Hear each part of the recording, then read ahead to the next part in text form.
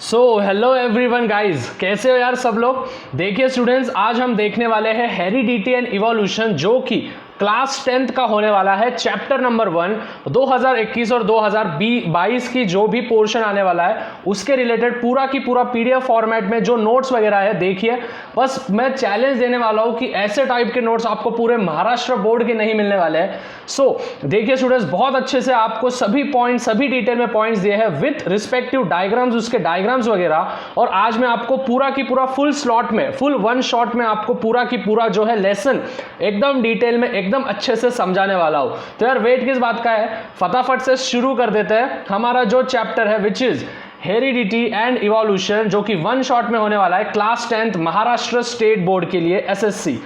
तो अभी सबसे पहले पॉइंट स्टूडेंट्स, जो भी हमारा चैप्टर का नाम दिया है which is heredity and evolution, अभी सबसे पहले हमको चैप्टर का महत्व क्या है वो समझना पड़ेगा। अभी फर्स्ट ऑफ ऑल हेरिडिटी क्या होता है और इवोल्यूशन क्या होता है। आप सभी जन हेरिडिटी से तो फैमिलियर नहीं होंगे, लेकिन जो इवोल्यूशन वर्ड है उससे सभी जन फैमिलियर होंगे। अभी what does evolution means, evolution मतलब कि जैसे दिन ब दिन लोग क्या करते हैं, अपने को इंक्रीज करते जाते हैं, अपनी ग्रोथ करते जाते हैं। तो उसी प्रकार अलग अलग ऑर्गेनिजम्स का, चाहे वो छोटा सा छोटा, चाहे वो कीड़ा क्यों ना हो, छोटा सा छोटा ऑर्गेनिज्म क्यों ना हो, और हाथी तक, उनका इवोल्यूशन धीरे धीरे कैसे हुआ वो इस चैप्टर में हमको देखना है। ठीक है, अभी सबसे पहले वो समझने के लिए मैंने जो यहाँ पे आपको पॉइंट दिया है which is chromosome. Now what does chromosome means, जो आपको सबसे पहला पॉइंट है, अभी एकदम अच्छे से ध्यान देना है students. The chromosome is made up of a nucleic acid and proteins present in the nucleus of the cell and the components that carry hereditary characters in the living organisms। भाई भैया ये क्या बोल दिया यार, हमको डेफिनेशन तो समझ गए लेकिन बोल क्या दिया। देखो स्टूडेंट्स, जैसे कि फॉर एग्जांपल अगर आपको अच्छे से समझाना है, आप सभी को पता है स्टूडेंट्स, हमारी बॉडी जो बनती है वो सेल से बनती है, राइट। हमारी बॉडी किससे बनती है, it is made up of cell. Cell के अंदर एक छोटा सा होता है which is called as nucleus. Cell के अंदर होता है न्यूक्लियस। अभी ये वाला जो न्यूक्लियस है स्टूडेंट्स, ये वाला जो न्यूक्लियस है, इस न्यूक्लियस में होते हैं मेरे विच इज क्रोमोजोम्स। इस न्यूक्लियस में होता है क्रोमोजोम, न्यूक्लियस के अंदर होते हैं क्रोमोजोम्स। क्रोमोजोम्स कुछ इस तरीके से होते हैं, ठीक है, वो पेयर्स में आते हैं स्टूडेंट्स क्रोमोजोम्स। ठीक है, सबसे पहली चीज तो ये समझ लेना है, हर एक सेल में, अपने बॉडी में ट्रिलियंस ऑफ सेल है स्टूडेंट्स। कितने सेल्स है, ट्रिलियंस ऑफ सेल। ट्रिलियंस मतलब कि एक के आगे हजार, कितने 13 जीरो लगा दो, उतने सेल्स अपने बॉडी में प्रेजेंट है। यानी कि हर एक सेल में न्यूक्लियस होगा, और हर एक न्यूक्लियस में क्या होने वाला है स्टूडेंट्स, आपका होने वाला है क्रोमोजोम्स। ठीक है, तो क्रोमोजोम समझ में आ गया है। अगर वापस एक बार बताना है तो क्रोमोजोम यानी कि स्टूडेंट्स सेल होता है, सेल के अंदर होते हैं न्यूक्लियस, और न्यूक्लियस के अंदर होते हैं स्टूडेंट्स क्रोमोजोम्स। ठीक है, और न्यूक्लियस के अंदर होते हैं chromosomes. Okay, got it everyone. So this is called as which is my chromosome. मतलब कि क्रोमोजोम अगर हम एकदम अच्छे से उसको अगर बताना है तो क्रोमोजोम क्या होता है, the chromosome is made up of a nucleic acid. वो न्यूक्लिक एसिड से बनता है और प्रोटीन से बनता है, जो कि किस में प्रेजेंट होता है स्टूडेंट्स, न्यूक्लियस के अंदर प्रेजेंट होता है। और न्यूक्लियस किसके अंदर प्रेजेंट होता है स्टूडेंट्स, सेल के अंदर प्रेजेंट होता है। इसी को हम बोलते हैं क्रोमोजोम्स। अभी स्टूडेंट्स, क्रोमोजोम्स जो होते हैं, क्रोमोजोम्स अपने बॉडी में अलग अलग प्रकार के होते हैं। जैसे कि आप सभी ने देखा होगा, किसी की आंखें काली होती है, राइट, किसी की आंखें नीली होती है। उसके बाद किसी के बाल जो होते हैं वो कर्ली हेयर्स होते हैं, किसी के बाल जो होते हैं वो बहुत ही स्ट्रांग होते हैं, एकदम स्ट्रेट लाइनिंग होते हैं, राइट। तो वो होता है कैरेक्टर्स। कैरेक्टर्स यानी कि किसी के हाथ में कभी कभी देखो, आपको पता होगा विच इज ऋतिक रोशन। ऋतिक रोशन को कितने उंगलियां है स्टूडेंट, 6 उंगलियां है। तो उसके अंदर कैरेक्टर्स चेंज हुए, और उसी कैरेक्टर्स को अपन बोलते हैं हेरिडिटी कैरेक्टर्स। अभी एकदम अच्छे से अगर समझाना है तो हेरिडिटी कैरेक्टर्स क्या होता है, द प्रोसेस ऑफ, ध्यान देना है, क्रोमोजोम सबको समझ गया होगा, the process of transfer of physical and mental characters from parents to progeny। progeny मतलब कि चाइल्ड होता है। ओके, प्रोजेनी मतलब कि चाइल्ड होता है, इज कॉल्ड इनहेरिटेंस और हेरिडिटी। मतलब कि स्टूडेंट्स अपने पेरेंट्स से, ठीक है, आपके जो भी मम्मी पापा है, आपके मम्मी पापा से जो भी आपको कैरेक्टर्स ट्रांसफर हो रहा है, जो भी आपको, जैसे कि आपका स्वभाव हो गया, देखो किसी किसी का घर में, किसी के पापा का अगर जो भी है स्वभाव वो चिड़चिड़ा होगा, तो कहीं ना कहीं उन बच्चों में भी वो चिड़चिड़ा स्वभाव आ जाता है, मतलब कि नेचर आ जाता है। तो क्यों आता है स्टूडेंट्स, बिकॉज उनके पेरेंट्स से उनको क्या ट्रांसफर हो रहा है, कैरेक्टर्स ट्रांसफर हो रहा है, that is called as which is heredity. Heredity यानी कि स्टूडेंट्स ये क्रोमोसोम्स के मदद से बाहर निकलता है। अभी अगर आपको क्रोमोसोम्स का और थोड़ा सा डिटेल चाहिए तो क्रोमोसोम जो होते हैं स्टूडेंट्स, टोटल अपने बॉडी में क्रोमोसोम्स होते हैं 23 जो कि प्रेजेंट होते हैं क्रोमोसोम पेयर्स में। पेयर्स यानी कि जोड़ी में होते हैं, मतलब कि वो टोटल कितने हो गए 46 हो गए। अभी 46 क्रोमोसोम्स जो टोटल होते हैं उसमें से जो 44 होते हैं वो कैरेक्टरिस्टिक्स बताते हैं और जो 2 क्रोमोसोम्स होते हैं वो होते हैं सेक्स क्रोमोसोम्स। कौन से क्रोमोसोम्स? Sex chromosomes. अभी सेक्स क्रोमोसोम्स क्या होता है? सेक्स क्रोमोसोम्स यानी कि वो डिसाइड करता है कि जो भी बच्चा होने वाला है वो मेल होने वाला है या फिर फीमेल होने वाला है। ये जो सेक्स क्रोमोसोम्स है इसके बारे में आपको आगे के चैप्टर में समझ में आएगा। अभी हमको फोकस करना है इस 44 क्रोमोसोम्स पे। ध्यान देना है, क्रोमोसोम्स टोटल 23 होते हैं जो कि पेयर्स में प्रेजेंट होते हैं और टोटल मतलब कितने हो गए 23 का डबल हो गया 46। ओके, अभी ये जो 46 क्रोमोसोम्स होते हैं उसमें से 44 क्रोमोसोम्स होते हैं विच इज कैरेक्टर्स, यानी कि आपकी आंख, आपकी हाइट, आपका बॉडी का कलर, कोई काला होगा, कोई सफेद होगा, मतलब कि फेयर कलर होगा, कोई गोरा दिख रहा होगा, कोई काला दिख रहा होगा। It comes under this 44 chromosomes and the remaining 2 chromosomes decides what will be your sex, means आपका आप मेल हो गए या फिर आप फीमेल होंगे। सो ये होता है। अभी स्टूडेंट्स ये जो कैरेक्टर्स ट्रांसफर होते हैं, ये जो क्रोमोसोम जो होते हैं पूरे के पूरे 46 जो क्रोमोसोम्स होते हैं, ये पूरे के पूरे क्रोमोसोम्स पेरेंट्स से किसके पास जाते हैं स्टूडेंट्स? चाइल्ड के पास जाते हैं। 46 क्रोमोसोम्स जो होते हैं वो कहाँ पे जाते हैं? पेरेंट्स से किसके पास जाते हैं स्टूडेंट्स? चाइल्ड के पास जाते हैं। और ये जो ट्रांसफर होता है क्रोमोसोम्स का जो ट्रांसफर होता है या फिर कैरेक्टर्स का जो ट्रांसफर होता है, इसी को अपन बोलते हैं हेरिडिटी। यानी कि बोलते हैं ना यार, अभी जो भी बच्चा नया घर में पैदा हो गया तो क्या बोलते हैं कि यार इसकी आंखें मेरी जैसी है, ठीक है, इसके बाल मेरे जैसे, इसके हाथ मेरे जैसे, अरे याचा नाक माझ्यासारखंच आहे, इसका नाक मेरे जैसा ही है। तो ये टाइप में होता है। So the transfer of chromosomes और the transfer of characters from parents to offsprings, यानी कि पेरेंट्स से तो चाइल्ड के पास जो भी ट्रांसफर हो रहा है उसको अपन बोलेंगे भाई साहब विच is heredity. I hope students यहाँ तक सभी को क्लियर हो गया होगा हेरिडिटी तक। अभी स्टूडेंट्स और एक चीज ध्यान में रखनी है, अभी अपने को देखना है डीएनए। अभी डीएनए क्या होता है, ठीक है? DNA molecule is made up of 2 helical strands. DNA हम सभी को पता है डीएनए कैसा होता है, 2 हेलिकल स्ट्रैंड जैसा होता है, वो आगे समझेगा आपको। उसमें क्या क्या होता है स्टूडेंट्स? डीऑक्सीब्रोज शुगर होता है, फॉस्फोरिक एसिड होता है और नाइट्रोजिनस बेसेस होते हैं। अभी बोलेंगे भैया ये क्या होता है? देखो इसको बस आपको लर्न करना है, इसमें ज़्यादा दिमाग नहीं लगाना है, ध्यान रखना है। डीऑक्सीब्रोज शुगर होता है, फॉस्फोरिक एसिड होता है और नाइट्रोजिनस गैस बेसिस होता है। अभी एक चीज़ मैंने जैसे आपको बोला स्टूडेंट्स, क्या बोला है कि भैया ने क्या बोला पहले कि यहाँ पे सेल होता है, right? This is my cell. Cell के अंदर होता है न्यूक्लियस और न्यूक्लियस के अंदर होता है क्रोमोसोम्स और न्यूक्लियस के अंदर क्या होता है? क्रोमोसोम्स। अभी क्रोमोसोम्स के अंदर भी ध्यान देना है, क्रोमोसोम्स के अंदर भी होता है डीएनए। क्या होता है बच्चों? क्रोमोसोम्स के अंदर होता है डीएनए। मतलब पहले सेल होता है, ठीक है, अपन सेल से ही बने, आप सभी को पता है। मतलब पहले सेल होता है बच्चों, ठीक है। देखो आपको ये डायग्राम याद रखना है। First of all there will be cell, cell के अंदर होगा which is nucleus, right? Nucleus होगा, ठीक है। फिर न्यूक्लियस के अंदर क्या होगा बच्चों? न्यूक्लियस के अंदर होगा मेरा क्रोमोसोम्स, राइट? और क्रोमोसोम के अंदर होगा डीएनए। क्रोमोसोम्स के अंदर होगा डीएनए, मतलब कि छोटे छोटे, मतलब सबसे बड़ा सेल, सेल के अंदर होगा न्यूक्लियस, न्यूक्लियस के अंदर होगा क्रोमोसोम्स और क्रोमोसोम्स के अंदर होगा मेरा डीएनए। क्रोमोसोम्स के अंदर क्या होगा मेरा? डीएनए। अभी डीएनए के और अंदर होता है जीन्स, ठीक है, मतलब कि डीएनए के और अंदर क्या होता है? जीन्स होता है। जीन्स पे हम बाद में आएंगे, लेकिन ये स्ट्रक्चर का स्क्रीनशॉट निकाल लेना है। सबसे पहले होता है सेल, फिर सेल के अंदर होता है न्यूक्लियस, फिर न्यूक्लियस के अंदर होता है क्रोमोसोम्स, क्रोमोसोम्स के अंदर होता है डीएनए और डीएनए के अंदर होता है विच इज जीन्स। मतलब कि एक चीज स्टूडेंट्स, अगर अपने बॉडी में ट्रिलियंस ऑफ सेल्स है, अगर अपने बॉडी में ट्रिलियंस ऑफ सेल है तो अपने बॉडी में ट्रिलियंस ऑफ न्यूक्लियस भी होंगे, तो अपने बॉडी में ट्रिलियंस ऑफ क्रोमोसोम्स भी होंगे, तो अपने बॉडी में ट्रिलियंस ऑफ डीएनए भी होंगे और अपने बॉडी में ट्रिलियंस ऑफ जीन्स भी प्रेजेंट होने वाले हैं। सो ये चीज़ आपको मालूम चाहिए। अगर आप बायोलॉजी सीख रहे हो और अगर आपको ये चीज़ नहीं पता है तो भाई आप आगे कुछ नहीं कर पाओगे, क्योंकि ये ही सबसे मेन चीज़ होती है। अपनी बॉडी मेनली बनती है सेल से, सेल के अंदर होता है न्यूक्लियस, राइट? न्यूक्लियस के अंदर होता है क्रोमोसोम्स। ठीक है, न्यूक्लियस के अंदर होता है क्रोमोसोम्स। अभी क्रोमोसोम्स क्या होते हैं, जो कैरेक्टर्स ट्रांसफर करते हैं, ठीक है। उसके बाद क्रोमोसोम्स के अंदर होते हैं डीएनए, ठीक है। क्रोमोसोम्स के अंदर क्या होता है, डीएनए। वो डीएनए कुछ इस तरह के से दिखते हैं, ठीक है, वो मैं आपको बताऊंगा आगे। और डीएनए के अंदर होते हैं जीन्स, ठीक है। आई होप यहाँ तक अभी सबको समझ गया होगा, ठीक है। So we will move towards the next students. और अभी तक अगर आपने इंस्टाग्राम पे फॉलो नहीं किया है तो इंस्टाग्राम पे भी फॉलो कर देना है फटाफट से। मेरी आईडी दी है @अजय शाह, जिसपे आप मेरे से डाउट भी पूछ सकते हो अगर आपको कोई भी डाउट वगैरह होगा, या फिर टेलीग्राम का ग्रुप दिया है, वहाँ पे भी आप ज्वाइन हो सकते हो। Now first of all what is heredity, मैंने अभी आपको बोला, ठीक है। हेरिडिटी क्या है, the transfer of biological characters from one generation to another to next one with the help of genes is called as heredity. देखो भैया ने अभी बोला आपको जीन्स के बारे में। जीन्स क्या होता है, डीएनए होता है ना बच्चों। ये देखो, ये सपोज ये मेरा डीएनए, राइट, ऐसा होता है डीएनए।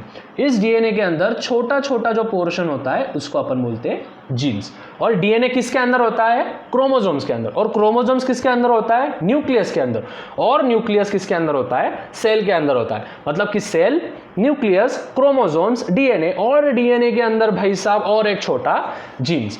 अभी जो भी बायोलॉजिकल कैरेक्टर्स है, बायोलॉजिकल कैरेक्टर्स यानी कि अगर सपोज अगर मेल डोमिनेंट होगा, ठीक है, whenever there will be reproduction process, और उसमें अगर मेल डोमिनेंट होगा तो वहाँ पे जो है बॉय पैदा होगा। अगर फीमेल डोमिनेंट होगी तो वहाँ पे कौन पैदा होगा, विच इज़ फीमेल पैदा होगी, ठीक है। अभी हेरिडिटी मतलब कि बस एक चीज़ समझ लो स्टूडेंट्स, जो भी कैरेक्टर्स अपने पापा से अपने बच्चे के पास ट्रांसफर होता है, या फिर अपने पेरेंट्स से अपने बच्चे के पास ट्रांसफर होता है, that is called as heredity. यानी कि कुत्ते का बच्चा कुत्ता ही पैदा होगा, ठीक है, पीजन का बच्चा पीजन ही पैदा होगा, और इंसान का बच्चा इंसान ही पैदा होगा। ऐसे कभी देखा है इंसान के पेट में कोई कुत्ता पैदा हो गया, नहीं होता है वैसा, ठीक है। So that is called as heredity, means parent के जैसा ही बच्चा होगा। This is the first rule.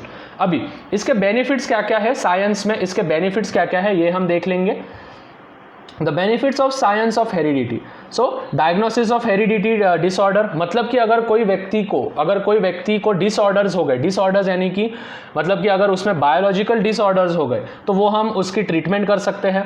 उसके बाद treatment of incurable heredity disorders, prevention of heredity disorders, production of hybrid varieties of animals and plants. मतलब आप सभी को पता है कि अलग अलग हाइब्रिड वैरायटीज के अपन एनिमल्स भी पैदा कर सकते हैं, ठीक है। एनिमल्स भी अपन पैदा कर सकते हैं, बिना रिप्रोडक्शन प्रोसेस के भी एनिमल्स पैदा होते हैं, उसको अपन बोलते हैं क्लोनिंग प्रोसेस। ये आपको नेक्स्ट चैप्टर में है क्लोनिंग प्रोसेस, ये मैं आपको समझा दूंगा नेक्स्ट चैप्टर में, ठीक है।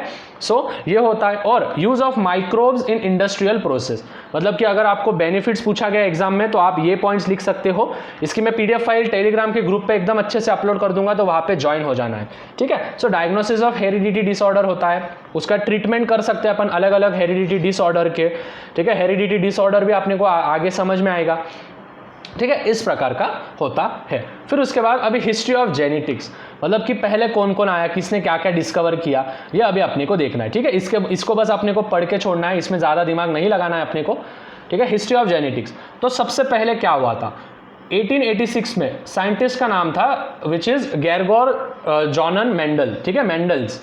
उसने स्टडी किया था किस टॉपिक पे स्टूडेंट्स, मॉडर्न जेनेटिक्स पे। और उसने डिस्कवरी क्या की थी, अलग अलग एक्सपेरिमेंट किए थे, कौन से प्लांट पे, अलग अलग प्लांट पे उसने एक्सपेरिमेंट किए थे। आपने 9th स्टैंडर्ड में देखा होगा प्लांट्स के बारे में उसने बहुत ज़्यादा एक्सप्लेन किया था 9th स्टैंडर्ड में, ठीक है। तो 9th स्टैंडर्ड की ही यहाँ पे थ्योरी है, ठीक है। तो ये पढ़ के भी छोड़ दिया तो कोई फायदा नहीं है, मतलब इसमें कुछ आता नहीं है, ये आपको पूछा नहीं जाता है। फिर दूसरा साइंटिस्ट था हुगो डी व्रीज, उसने म्यूचुअल थ्योरी किया था और उसके पीछे अलग अलग रीजंस थे। फिर उसके बाद जो थर्ड साइंटिस्ट था विच इज़ वाल्टर एंड सूटोन, जिसने क्रोमोसोम्स पे स्टडी की थी, which is paid chromosomes. Paid chromosomes के बारे में भी अपन आगे देखने वाले हैं, ठीक है। अभी हम फटाफट से आ जाएंगे भाई साहब डीएनए में। अभी सबसे पहले वापस एक बार बोल देता हूँ, डीएनए क्या होता है। सेल होता है बच्चों, सेल के अंदर होता है, अभी तो लर्न हो गया होगा बोलना भैया। सेल के अंदर होता है न्यूक्लियस, न्यूक्लियस के अंदर होता है क्रोमोसोम्स, और क्रोमोसोम्स के अंदर होता है DNA. So now we are seeing what, this वाली स्टेप। अपने क्रोमोसोम्स देख लिया, अभी अपने को देखना है which is DNA, right. So what is DNA, DNA आखिर होता क्या है। सो सभी जन सामने ध्यान देंगे। DNA molecule is a double helix consisting of 2 strands, मतलब कि 2 स्ट्रैंड्स होते हैं, देखो ये एक, ठीक है, और ये दूसरा, ठीक है, ये वाला पहला, ये वाला दूसरा, डबल स्ट्रैंड्स होते हैं। Each strand of helix is made up of nucleotides, और हर एक हेलिक्स किससे बना है स्टूडेंट्स, न्यूक्लियोटाइड से बना है। न्यूक्लियोटाइड होता है जिसमें न्यूक्लिक एसिड होती है, ठीक है। न्यूक्लियोटाइड यानी कि बस ध्यान में रखना है जिसमें न्यूक्लिक एसिड होती है। और इस न्यूक्लियोटाइड में क्या होते हैं स्टूडेंट्स, फॉस्फेरिक एसिड होते हैं, ऑक्सीब्रोस शुगर होता है और नाइट्रोजिनस बेस होता है। अगर इसको और डिटेल में सिखाना है स्टूडेंट्स तो ये देखो बच्चों, दिस इज माय डीएनए, ठीक है, इस टाइप का डीएनए, ठीक है। डीएनए कैसा होता है, डबल हेलिक्स, मतलब ये डबल दिख रहा है 1 और 2, हर इसमें होता है न्यूक्लिक एसिड। कौन सा एसिड बच्चों, न्यूक्लिक एसिड, ठीक है। इस न्यूक्लिक एसिड में होता है पहला वाला विच इज फॉस्फोरस एसिड, ठीक है, फॉस्फोरस एसिड होता है, फिर शुगर होता है, ठीक है। ये 2-3 चीज उसमें होते हैं। आ रहा है समझ में, मतलब हर एक इसमें ये वाले पार्ट में भी न्यूक्लिक एसिड होगा और उस न्यूक्लिक एसिड में होगा फॉस्फोरस एसिड, फॉस्फोरिक एसिड और शुगर। ओके, सो ये लर्न कर लेना है, इसका नोट्स बना लेना है फटाफट से या फिर स्क्रीनशॉट ले लो जिससे कि आपको समझ में आएगा। Okay, so this is called as DNA. अभी डीएनए का हम स्ट्रक्चर पे आएंगे सीधा सीधा। तो स्ट्रक्चर ऑफ डीएनए कैसा होता है, ठीक है, आप सभी जन यहाँ पे एकदम अच्छे से देख रहे होंगे। What is the structure of DNA, आखिर स्ट्रक्चर ऑफ डीएनए होता कैसा है, ठीक है, सामने ध्यान देना है। Which is the purines are the 2 types, 2 types के प्यूरिन्स होते हैं विच इज एडेनिन और ग्वाइनाइन, ठीक है। ये लर्न ही करना पड़ता है आपको। देखो मैंने यहाँ पे एडेनिन का भी आपको डायग्राम दिया है, ग्वाइनाइन का भी डायग्राम दिया है और थाइमाइन का भी दिया है, ठीक है। अभी देखो यहाँ पे जो ग्रीन कलर का होता है बच्चों, यहाँ पे जो ग्रीन कलर का होता है वो होता है थाइमाइन, ठीक है। यहाँ पे जो एकदम पर्पल कलर का है वो है ग्वाइनाइन, राइट, और यहाँ पे जो रेड कलर का है वो है एडेनिन। आपको अभी एक चीज दिख रहा होगा स्टूडेंट्स, आप बोलोगे भैया ये नाम क्या होते हैं। ये नाम जो होते हैं स्टूडेंट्स, ये नाम हर एक डीएनए के अंदर स्थित होते हैं, ठीक है। ये वाले जो होता है ग्वीनिन एसिड, थाइमाइन और एडिनाइन, ये हर एक सेल के अंदर, हर एक न्यूक्लियस के अंदर, हर एक क्रोमोसोम के अंदर, हर एक डीएनए के अंदर प्रेजेंट होता है, ठीक है। इसका स्ट्रक्चर भी मैंने आपको यहाँ पे एक फिगर के अनुसार दिया है। देखो यहाँ पे NH2 ये वाला स्ट्रक्चर है, इसका ये वाला स्ट्रक्चर और इसका ये वाला स्ट्रक्चर है। आपको स्ट्रक्चर नहीं पूछा जाता है, आपको बस ये वाला जो पार्ट है ये वाला पार्ट पूछा जाएगा और आपको ये बनाना पड़ेगा। एक चीज़ हमेशा ध्यान में रखना है, हर एक, ध्यान से सुनो, हर एक बार क्या होगा, चेंजेस होने वाले हैं, ठीक है, चेंजेस होने वाले। ये देखो ये यहाँ पे है और ये यहाँ पे, फिर ये यहाँ पे और ये यहाँ पे, मतलब एक एक बार आ रहा है, एक एक बीच में छोड़ के आ रहा है समझ में। मतलब कि पहले किसकी किसकी जोड़ी है स्टूडेंट्स, सबसे ऊपर वाले को देखेंगे हम, सबसे ऊपर वाले में किसकी जोड़ी है, विच इज नीले वाले और पर्पल वाले की, राइट, ठीक है। तो मतलब कि इसमें क्या आएगा, विच इज नीचे वाला साइटोसिन आएगा, साइटोसिन और पर्पल वाला ग्वाइनाइन। तो यहाँ पे भी साइटोसिन और ग्वाइनाइन, यहाँ पे भी साइटोसिस और ग्वाइनाइन, यहाँ पे भी साइटोसिस और ग्वाइनाइन, मतलब एक एक छोड़ के आ रहा है, ठीक है। तो ये होता है पेयर्स, पेयर्स यानी कि स्टूडेंट्स 2 में होता है और डबल हेलिक्स होता है वो, ठीक है। So the purines of the 2 types which is adenine and guanine और पायरिमिडाइंस, ये होता है साइटोसिन और थाइमाइन, ठीक है। मतलब कि पहले एडेनाइन और साइटोसिन की जोड़ी बनेगी, फिर ग्वाइनाइन और थाइमाइन की जोड़ी बनेगी, अलग अलग बनेगी। ऐसा कभी नहीं होगा कि एडेनिन और ग्वाइनाइन की जोड़ी बनेगी, ठीक है, इन दोनों की जोड़ी नहीं बन सकती है। प्यूरिन और पायरिमिडीन्स ये एक साथ नहीं आते हैं, ठीक है।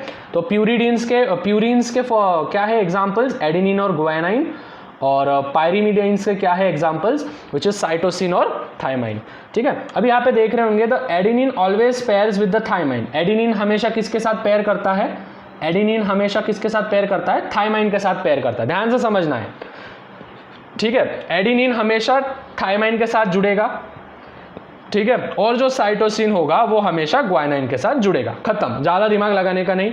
डीएनए लिख देने का, डीएनए लिखने के बाद आपको पहला पॉइंट क्या लिखने का है कि प्यूरिन्स में आता है, प्यूरिन्स में आते हैं 2 चीज़ें विच इज एडेनिन और ग्वाइनाइन।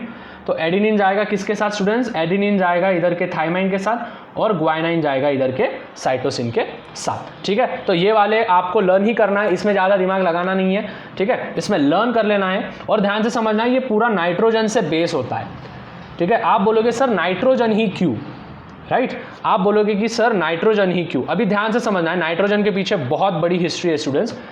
देखो अपनी बॉडी को सबसे महत्वपूर्ण क्या है बॉडी में, विच इज अपने सभी को पता है ऑक्सीजन, राइट। ऑक्सीजन अपने को बस जिंदा रहने के लिए काम में आता है, ठीक है, ऑक्सीजन अपने को बस जिंदा रहने के लिए काम में आता है।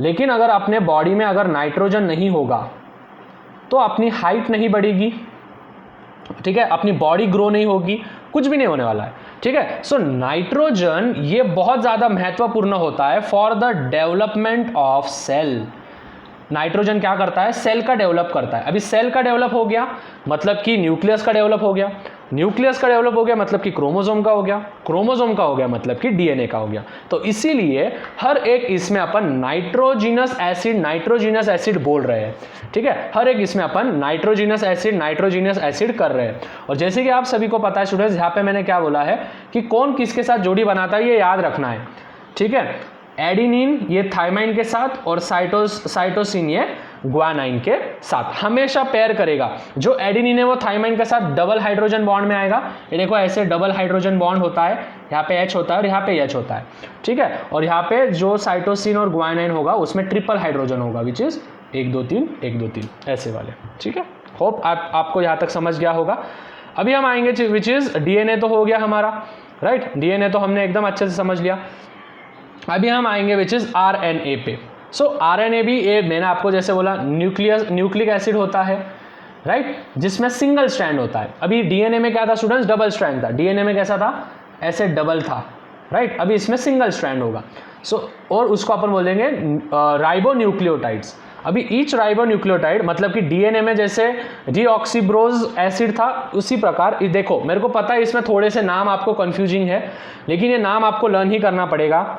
इसके लिए आपके पास कोई भी चारा नहीं है, ठीक है। आ रहा है समझ में, लर्न ही करना पड़ेगा। पहली बार में समझ में नहीं आएगा, लेकिन हाँ जब आप नोट्स बनाओगे, जब आप रिवीजन करोगे तो एकदम अच्छे से आपको सभी लेक्चर समझ में आ जाएगा। So each ribonucleotide is made up of ribose sugar, ठीक है। इसमें भी उसमें डाई राइबोस शुगर था, इसमें राइबोस शुगर है, फॉस्फेट मॉलिक्यूल्स है और नाइट्रोजिनस बेस है। नाइट्रोजिनस बेस तो सब में रहेगा क्योंकि सेल की बात हो रही है तो नाइट्रोजन तो उधर आएगा ही आएगा। अभी उसमें भी एडिनिन था डीएनए में, ग्वानाइन था और साइटोसिन था, राइट। लेकिन डीएनए में था थाइमाइन। अभी यहाँ पे थाइमाइन की जगह किसने ले ली स्टूडेंट्स, यूरेसिल ने ले लिया है। थाइमाइनची जगह इथं कोणी घेतली आहे, आरएनए मध्ये यूरेसिल ने ले लिया है, ठीक है। और RNA is found both in nucleus as well as in cytoplasm। अभी स्टूडेंट्स अगर आपको साइटोप्लाज्म और न्यूक्लियस नहीं पता है तो देखो यहाँ पे मैं आपको बताता हूँ। जो भी सेल होता है बच्चों, ठीक है, जो भी सेल होता है, सेल का एकदम इंपॉर्टेंट पार्ट होता है। जैसे अपनी बॉडी का सबसे इंपॉर्टेंट पार्ट क्या है, अपना सिर, उसी प्रकार सेल का हर एक सेल का सिर क्या होता है, न्यूक्लियस, ठीक है। वो सभी फंक्शंस डिसाइड करता है। सो न्यूक्लियस में एक तो आरएनए प्रेजेंट होगा, नहीं तो उन्होंने क्या बोला है, साइटोप्लाज्म में प्रेजेंट होगा। अभी व्हाट डज साइटोप्लाज्म मीन्स, आखिर भाई साहब साइटोप्लाज्म होता क्या है। साइटोप्लाज्म क्या होता है स्टूडेंट्स, जो सेल होता है, राइट। सपोज इस प्रकार का मेरा सेल है, राइट। यहाँ पे सेल में क्या है, विच इज न्यूक्लियस है, यहाँ पे क्या है, विच इज अमाइनो एसिड्स है, यहाँ पे गोल्गी बॉडीज है, राइट। इस प्रकार के ऐसे सेल्स यहाँ पे अलग अलग चीज़ें होंगे, ठीक है। अभी ये जो खाली स्पेस दिख रही है आप सभी को, ये जो खाली स्पेस दिख रहा है आप सभी को, ये जो खाली स्पेस होता है, ये खाली स्पेस होता है साइटोप्लाज्म। ये खाली स्पेस होता है साइटोप्लाज्म। आ रहा है समझ में, मतलब कि सेल के अंदर जो वॉइड स्पेस होता है, चिपचिपा होता है ये बहुत, सेल के अंदर जो वॉइड स्पेस होता है उसको बोलते हैं अपन साइटोप्लाज्म। तो साइटोप्लाज्म में भी कौन प्रेजेंट होता है बच्चों, आरएनए प्रेजेंट होता है। साइटोप्लाज्म के अंदर भी आरएनए प्रेजेंट होता है। अभी देखो आप ही, ठीक है, मतलब कि इतना छोटे छोटे इसमें अपने को डिटेल में इन्होंने दिया है, राइट। अभी according to the functions RNA is of the following 3 main types, which is mRNA, rRNA और tRNA, ठीक है। आरएनए के 3 प्रकार होते हैं, mRNA, ठीक है। 3 प्रकार कौन से, mRNA, rRNA और tRNA। अभी ये कौन से प्रकार है अपने को यहाँ पे समझेगा, ठीक है। अभी देखो इस वाले, इसमें यहाँ पे देखना है, ठीक है। ये देखो यहाँ पे क्या हो रहा है स्टूडेंट्स, ये होता है RNA, ठीक है, राइबोजल RNA। ये होता है tRNA, ये rRNA, ये tRNA और ये होता है mRNA, ठीक है। ये होता है mRNA। अभी होता क्या है स्टूडेंट्स, ध्यान देना है। अभी होता क्या है, जो mRNA होता है, ठीक है, अभी यहाँ पे ध्यान देना है। जो mRNA ये वाला जो है स्टूडेंट्स, सबसे पहले ये वाली स्टेप होती है, ठीक है। RNA ट्रांसफर, जो rRNA होता है वो राइबोसोमल RNA होता है। वो राइबोसोमल RNA किसके पास जाता है, मैसेज के पास जाता है, विच इज मैसेंजर RNA। तो ये जो मैसेंजर RNA होता है, ये मैसेंजर RNA बाद में किसको ट्रांसफ़र करता है, अलग अलग जगह पे ट्रांसफ़र करता है, उसको बोलते हैं tRNA। मतलब कुछ भी नहीं करना है स्टूडेंट्स, यहाँ पे देना है, देखो क्या दिया है, mRNA क्या करता है बच्चों, it carries the information for protein synthesis from genes to DNA chain in the nucleus to the ribosomes in the cytoplasm. This is called as, therefore this is called as messenger RNA। मतलब ये क्या करता है, ये messages लेके जाता है। Suppose कोई भी सेल होगा, जैसे अपने को अगर पानी की प्यास लग गई, राइट, अगर मेरे को पानी की प्यास लग गई तो मेरे को पानी की प्यास कौन बोल रहा है, लग गई बोल के, मेरा सिर थोड़ी बोल रहा है। मेरे बॉडी के अंदर जो सेल्स होते हैं, उस सेल्स के अंदर जो भी मेरा RNA होता है, वो RNA क्या करता है, मैसेज RNA के वजह से वो बॉडी को मैसेज करता है कि भाई तेरे शरीर में क्या कम है, पानी कम है, राइट। और वो जो ट्रांसफ़र करता है वो किसके मदद से, ये जो मैसेज है, जैसे सपोज फॉर एग्जांपल व्हाट्सअप होता है, व्हाट्सअप पे अपन क्या करते हैं, कोई भी एक चैट सिलेक्ट करते हैं और मैसेज डालते हैं, ठीक है, मतलब मैसेज अपन डालते हैं, तो वो हो गया मैसेंजर RNA। और जब उसके पास पहुंच जाएगा तो वो हो जाएगा ट्रांसफ़र RNA। और जब ये पूरी की पूरी इंफॉर्मेशन मेरे ब्रेन तक पहुंच जाएगी, मेरे दिमाग तक पहुंच जाएगी और मेरे को मैसेज एकदम कोड हो जाएगा, मैसेज समझ जाएगा, तब मैं उसको बोलूँगा tRNA। ये पूरा के पूरा एग्जाम्पल एक व्हाट्सअप के जैसा है, ठीक है। सपोज व्हाट्सअप है मेरा क्या, व्हाट्सअप मेरा क्या होगा स्टूडेंट्स, RRNA, ठीक है। व्हाट्सअप मेरा क्या होगा, RRNA, राइट, ध्यान देना है। व्हाट्सअप मेरा क्या होगा, RRNA which is ribosomal RRNA, एकदम मुख्य पार्ट। अभी इसमें मैं कोई भी एक चैट सिलेक्ट करूंगा, उसमें मैं मैसेज भेजूंगा कि भाई मेरे को पानी पीना है, तो उसको मैं नाम दे दूंगा mRNA। और जब वो मैसेज उसके पास पहुंच जाएगा तो वो हो जाएगा tRNA, खत्म, ट्रांसफर RNA। मतलब कि इधर से पहले इसके मदद से मैं यहाँ पे मैसेज भेज रहा हूँ और ये मैसेज यहाँ पे ट्रांसफर हो गया। This whole structure is called as RNA, ठीक है। You have to learn this students, आपको ये लर्न करना पड़ेगा।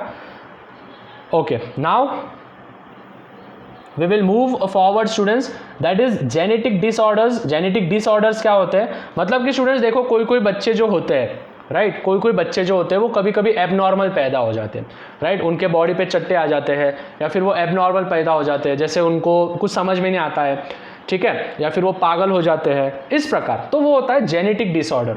मतलब कि उनके पेरेंट्स से ही कभी कभी कुछ गलतियां हो जाती है जिनके कारण उनके बच्चों के अंदर जेनेटिक्स डिसऑर्डर आ जाते हैं।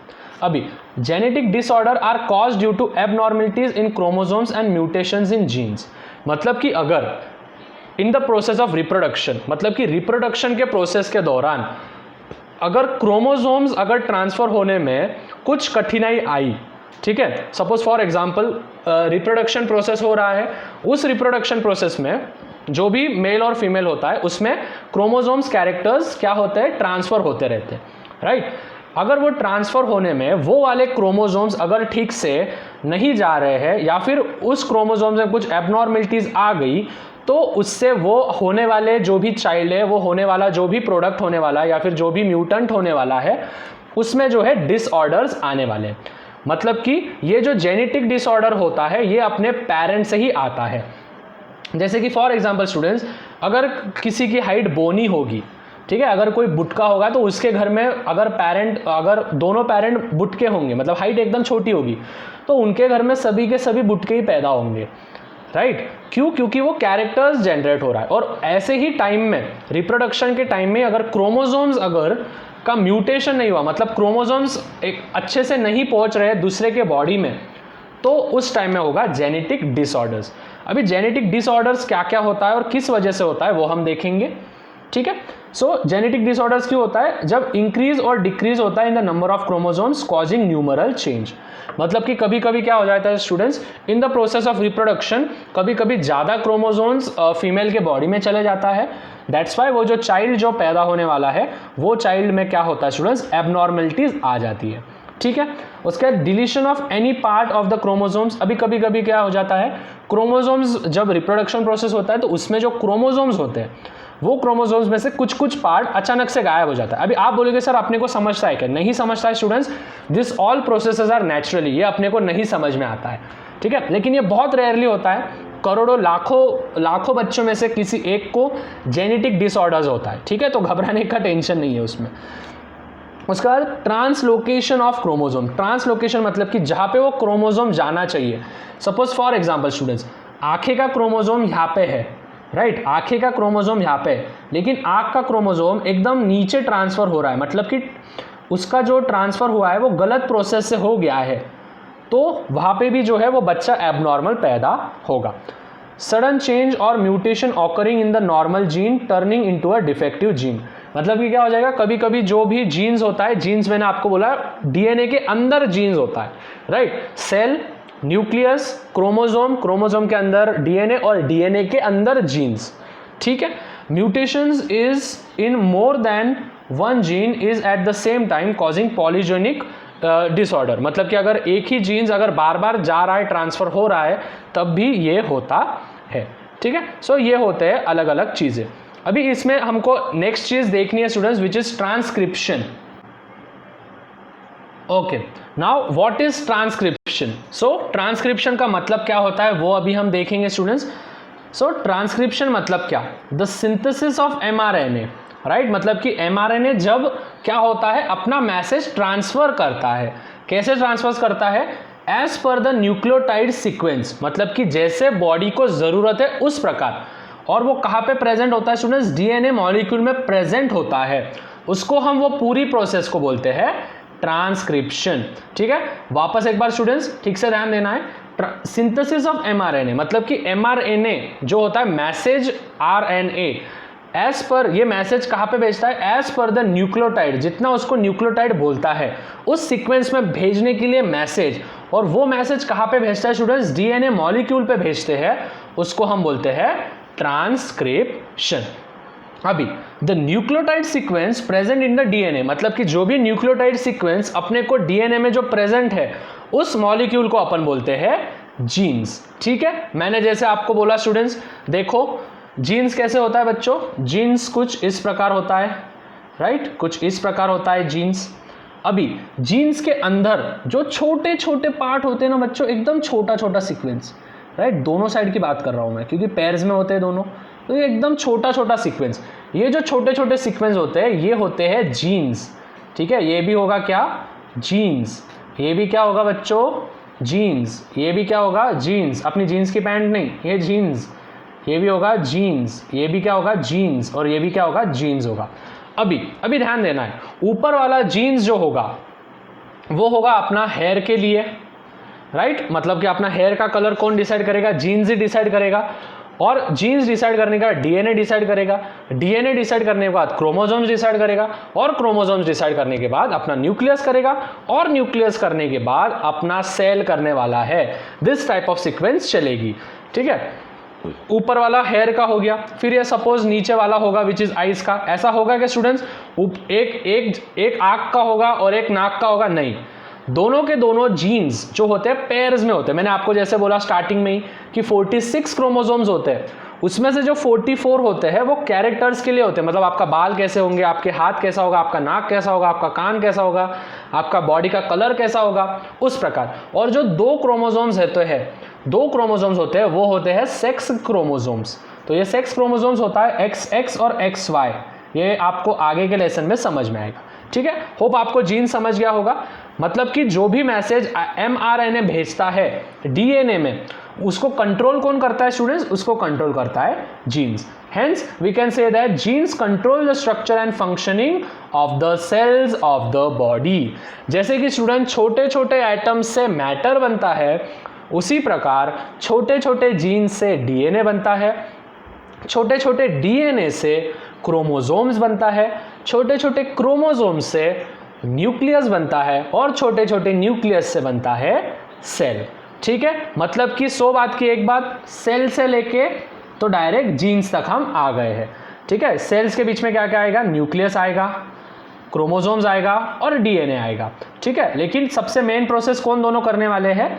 सेल। और सेल का फंक्शनिंग कौन डिसाइड करता है? जीन्स करता है। आ रहा है सभी चीज समझ में एकदम धीरे धीरे, ठीक है। और आगे बहुत अच्छे से कंसेप्ट्स क्लियर होने वाले हैं कि जीन्स क्या क्या होते हैं, कैसे टाइप के होते हैं, सभी चीजें, ठीक है। तो genes control structure and functioning of the cells of the body, मतलब कि कैसे फंक्शन करना है, कितना जोर से जाना है, कितने जोर से आना है, कितना पानी जरूरी है, कितना ऑक्सीजन जरूरी है उस वाले सेल को, वो कौन डिसाइड करेगा students? That will decide are genes, वो डिसाइड करेगा अपना जीन्स, ओके।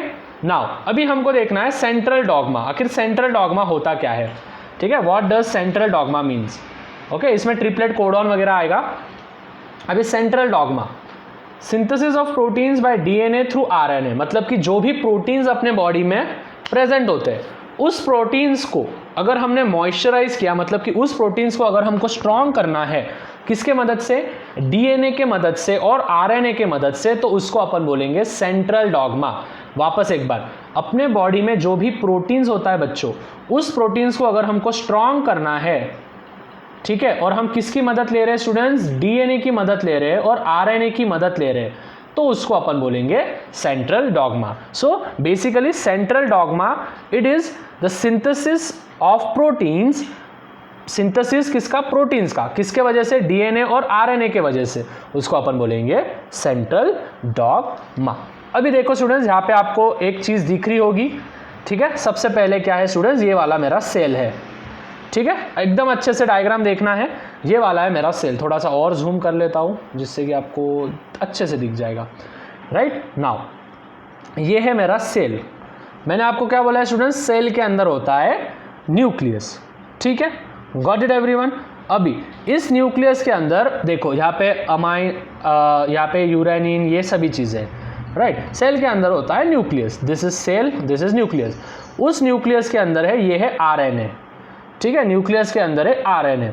और ये आरएनए क्या करता है, मैसेज लेता है, देखो यहाँ से मैसेज उठाया उसने, ठीक है, ये देखो यहाँ पे एरो किया है, मैसेज उठाया, और ये मैसेज कहाँ पे ट्रांसफर किया, टीआरएनए के पास, और ये टीआरएनए बाद में क्या करेगा, ये वाला मैसेज यहाँ पे डालेगा, और इसी को हम बोलेंगे विच इज सेंट्रल डॉगमा।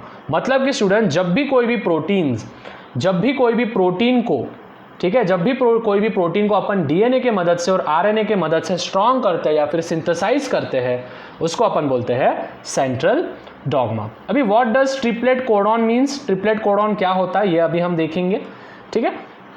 अभी the code for which amino acid consist of 3 nucleotides is called as triplet codon. मतलब कि कुछ कुछ कोड्स होते हैं स्टूडेंट्स जो अमाइनो एसिड में प्रेजेंट रहते हैं और 3 वो कोड होते हैं, ठीक है। अभी आप बोलोगे सर कैसे होते हैं 3 कोड्स, तो ये देखो स्टूडेंट्स, यहाँ पे जो आपको दिख रहा है, ठीक है, ये वाले जो होते हैं और जो ये वाला होता है, ये होता है ट्रिपलेट कोडॉन, ठीक है। इसमें वो पुटअप होता है, ये देखो, ये पहला वाला, ये पहला वाला, ये दूसरा वाला और ये तीसरा वाला, मतलब ये कितने कोड हो गए स्टूडेंट्स, 3 कोड्स हो गए। और इसी 3 कोड्स को अपन बोलेंगे what, which is triplet. 3 code, तो ट्रिपलेट और कोड का उन्होंने कर दिया codon, so that is called as triplet codon. अभी एमआरएनए तो मैंने आपको बोला ये बस मैसेज भेजता है। सो एमआरएनए किससे बनता है, mRNA formed in the nucleus brings the coded message from DNA when it comes in cytoplasm. This message contains the codes of for amino acid. मतलब कि जब भी mRNA किस में आता है स्टूडेंट्स, DNA में आता है, ठीक है। जब भी mRNA DNA में आ जाता है, किसके मदद से, साइटोप्लाज्म के मदद से, तो उसके अंदर होता है अमाइनो एसिड। सो अमाइनो एसिड ये किससे बनता है, मतलब कि mRNA ये किससे बनता है स्टूडेंट्स, अमाइनो एसिड से, ठीक है। जैसे जैसे मैं बोल रहा हूँ वैसे वैसे नोट्स बनाते जाओ स्टूडेंट्स, तभी आपको समझ में आएगा। थोड़ा सा रुकते जाओ, वापस एक बार सुनते जाओ, जिससे कि आपको सभी चीज़ें धीरे धीरे कवर होती जाएगी, ठीक है। चलो, होप यहाँ तक सभी को क्लियर होगा। फिर उसके बाद हम आएंगे विच इज ट्रांसलेशन और ट्रांसलोकेशन पे, ठीक है। Okay, now what is translocation, ठीक है। अभी हम देखने वाले हैं students what is translocation. So translocation as per the codon on mRNA, the tRNA molecule with complementary anticodon is brought near mRNA. This process is called as translation. सो बात की एक बात स्टूडेंट्स, tRNA जब mRNA के पास जाता है उसको अपन बोलते हैं ट्रांसलेशन। कुछ भी दिमाग में नहीं रखना है, बस इतना बात ध्यान में रखना है, जो mRNA है वो किसके पास आता है स्टूडेंट्स, tRNA के पास आता है, ठीक है। और उसको अपन बोलते हैं एंटीकोडॉन, उसी को अपन बोलेंगे ट्रांसलेशन। वापस एक बार, जो भी टीआरएनए है वो किसके पास आता है स्टूडेंट्स, एमआरएनए के पास आता है। ट्रांसफर टीआरएनए किसके पास आता है, एमआरएनए के पास आता है, उसको अपन बोलेंगे ट्रांसलेशन, ठीक है। अभी the formation of the peptide bonds, what is the formation of the peptide bonds. Peptide bonds क्या होते हैं, एवरी टीआरएनए, हर एक टीआरएनए ये क्या लाता है, एक स्पेसिफिक अमाइनो एसिड लाता है। वापस एक बार, हर एक टीआरएनए एक स्पेसिफिक अमाइनो एसिड लाता है। This individual amino acids are joined together to form peptides bond with the help of rRNA. मतलब कि स्टूडेंट्स, हर एक टीआरएनए ये अलग अलग अमाइनो एसिड्स लाता है। जब वो अमाइनो एसिड्स एक दूसरे के साथ जॉइंट होते हैं, किसके मदद से, आरआरएनए के मदद से, उसको अपन बोलेंगे पेप्टाइड्स बॉन्ड। वापस एक बार, हर एक टीआरएनए के अंदर होता है स्पेसिफिक अमाइनो एसिड्स। वो स्पेसिफिक अमाइनो एसिड जब एक दूसरे के साथ ज्वाइन होते हैं, कंबाइन होते हैं, मिलते हैं, किसके मदद से, आरआरएनए के मदद से, राइबोसोमल आरएनए के मदद से, तब उसको अपन बोलेंगे peptides bonds. Okay, now what is translocation? Now we will move towards the translocation, students. आखिर translocation क्या होता है? So basically translocation, the ribosome keeps on moving from one end to mRNA to other end by the distance of one triplet codon. This process is called as translocation. यानी कि students, translocation यानी कि जब भी mRNA ये पूरे ribosomes में घूमते रहता है, मतलब कि the ribosome keeps on moving from one end of mRNA to the other end. मतलब कि क्या होता है, जो भी राइबोसोम्स होता है एमआरएनए में, ठीक है, एमआरएनए में राइबोसोम जो प्रेजेंट होता है वो क्या करता है, कंटिन्यूअसली एमआरएनए में घूमते रहता है, और उनके बीच में का जो डिस्टेंस होता है उसी डिस्टेंस को अपन बोलते हैं which is translocation. Suppose for example, अगर आपको एक एग्जाम्पल देना है तो ये है, सपोज मेरा एमआरएनए, इसमें जो राइबोसोम्स होता है वो राइबोसोम्स क्या होता है स्टूडेंट्स, एक एंड से दूसरे एंड तक घूमते रहता है, और उसी को अपन बोलते हैं विच इज ट्रांसलोकेशन। मतलब कि लोकेशन को ट्रांस करना यानी कि चेंज करना। ठीक है, देखो ये राइबोसोम यहाँ से यहाँ पे आ गया, which is called as translocation mRNA। Okay, so I think यहां तक सभी को क्लियर होगा। अभी अपने को देखना है mutation. What is mutation? Mutation यानी कि स्टूडेंट्स, जो भी सीक्वेंस होता है उसमें कुछ चेंजेस हो जाए, अगर उसमें कुछ चेंजेस हो गया तो जो सामने वाला जो भी बच्चा पैदा होने वाला है वो वाला बच्चा होगा एबनॉर्मल। ठीक है, जैसे for example mutations are of two types, which is minor mutation और मेजर म्यूटेशन। अभी देखो स्टूडेंट्स, ये है मेन सीक्वेंस, थाइनाइन, फिर ए, फिर सी, टी, फिर जी, ग्वानाइन, ठीक है, साइटोसिन, फिर एडिनाइन, फिर ग्वानाइन, फिर थाइनाइन। अभी अपन ने बीच में से अगर ये जो सीक्वेंस है ये सीक्वेंस चेंज करके अलग सीक्वेंस उधर प्लेस कर दिया, गलती से हो गया वो, मतलब कि म्यूटेशन यानी कि सडन चेंज, म्यूटेशन यानी कि अचानक से बदल होना, उसको बोलते हैं अपन म्यूटेशंस। ओके, अभी minor mutations can also bring about considerable changes. For example genetic disorders like sickle cell anaemia is cause due to mutation. मतलब कि अलग अलग जो भी बीमारियां होती है, मतलब कि बीमारियां यानी कि बचपन से भी कुछ लोगों को जो बीमारियां होती है वो बीमारियां किसके वजह से होती है स्टूडेंट्स? म्यूटेशन के वजह से। और वो कौन सी म्यूटेशन होती है? Minor mutation. ठीक है, सिकल सेल एनीमिया जो आपको अगले लेसन में दिया गया है उसके बारे में हम बात करेंगे आगे। ठीक है, now mutation is an overlasting process which leads to the process of evolution. मतलब कि स्टूडेंट्स हम कितने ज़्यादा लकी है, क्योंकि हमारे बॉडी में जब भी जेनेटिक म्यूटेशन होता है तो वो किसी को भी नहीं समझता है, ना आपके पेरेंट्स को समझता है ना आपको खुद को समझता है। अगर अपना म्यूटेशन प्रोसेस अगर थोड़ा सा भी गलत हो जाता तो आज अपन कैसे पैदा होते स्टूडेंट्स? एबनॉर्मल पैदा होते। ठीक है, तो ये होता है जेनेटिक म्यूटेशंस। म्यूटेशंस यानी कि बदलना, म्यूटेशन यानी कि चेंज होना। अगर थोड़ा सा भी जेनेटिक मेन सीक्वेंस में अगर थोड़ा सा भी चेंज हो गया, ये लर्न कर लेना है, टा-सी-टी, गा-जी-जी-टी, ये ऐसा लर्न कर लेना है। ठीक है, टी-ए-ए टा-सी-टी, ठीक है, इसको ऐसे लर्न करना है, टी-ए-ए टा-सी-टी, टा-सी-टी, जी-सी-ए जी-जी-टी। ठीक है, इस प्रकार लर्न करना है। अगर इसमें थोड़ा सा भी चेंज हो गया, देखो यहाँ पे जी-सी था लेकिन यहाँ पे जी-ए हो गया, तो यहाँ पे अगर चेंज हो गया तो वो वाला बच्चा कैसे पैदा होगा? एबनॉर्मल चेंज होगा, मतलब कि उसमें एबनॉर्मल वो पैदा होगा। ठीक है, अभी जैसे जैसे ह्यूमन सोसाइटी बढ़ रही है, जैसे जैसे लोग आ रहे हैं, नए नए लोग इस धरती पे प्रकट हो रहे हैं, उसको अपन बोलते हैं इवोल्यूशन। राइट स्टूडेंट्स, जैसे पहले डायनासोर्स थे, लेकिन डायनासोर्स अभी नहीं है, तो वो डायनासोर्स का क्या हो गया, विच इज वो मर गए। राइट, उनकी पूरी स्पीशीज खत्म हो गई। Okay, now what does evolution means? The gradual change occurring in living organisms over a long duration is called as evolution. यानी कि स्टूडेंट्स, हम सभी को पता है, हम पहले ज़माने में, पहले मतलब आपके दादा के दादा के दादा के दादा के दादा के दादा, बहुत दादा ऐसे, ठीक है, उनको पहले पूंछ थी। Right, they were in the form of monkeys.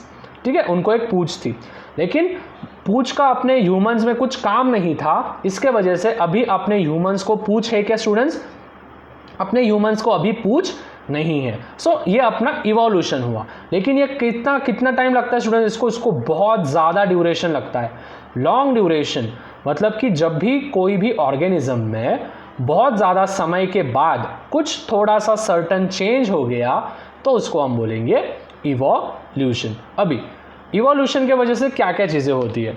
Evolution के वजह से there is a formation of new species, नए नए स्पीशीज़ आते हैं, अलग अलग स्पीशीज़ आते हैं, मतलब कि नए नए ऑर्गेनिजम्स आते हैं धरती पे। ठीक है, due to natural selection there is continuous changes in specific characters of several generations of living organisms.